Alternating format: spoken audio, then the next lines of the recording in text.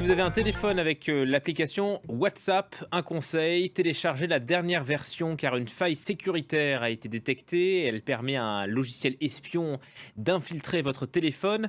On en parle avec vous, Mohamed Boumediane. Bonjour, merci d'être sur France 24. Vous êtes président de Ziwit, leader européen de la cybersécurité offensive. Racontez-nous, expliquez-nous, un simple appel sur WhatsApp nous met sur écoute. Bonjour, oui, tout à fait. En gros, si vous voulez, il y a une faille de sécurité qui a été détectée il y a bien 5 mois sur une des couches des protocoles utilisés par WhatsApp pour faire de la voix sur IP. Et en gros, techniquement, c'était un débordement de tampons pour simplifier aux personnes qui nous regardent. C'est comme si quelqu'un vous envoie sur une petite boîte aux lettres pleine de courriers. Et à un moment ou à un autre, ça va déborder et vos voisins ils vont pouvoir écouter et lire plutôt vos courriers.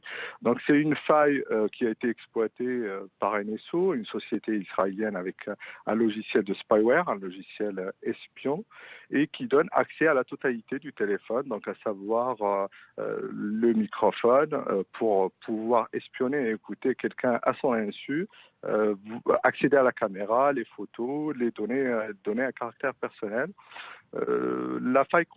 L'exploitation de la faille consistait à émettre un appel et sans forcément répondre, la faille exploitait la faille de sécurité et puis elle donnait la main à l'espion sur la totalité du téléphone portable, quitte à supprimer carrément l'historique de l'appel. C'est-à-dire que vous pouvez même pas vous rendre compte que vous avez été espionné parce que la personne va appeler, va couper avant que ça sonne et exploiter la problématique de sécurité et la faille de sécurité pour supprimer même l'historique.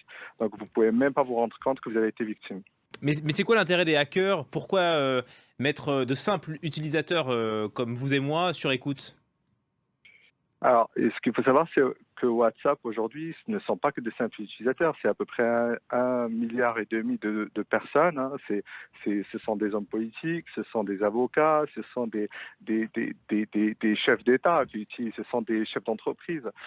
L'idée derrière, c'est de donner la main avec cette faille, donner la main à des gouvernements, leur donner la main sur le WhatsApp de 1,5 milliard de population et pouvoir écouter des opposants politiques, des journalistes, des échanges entre patrons.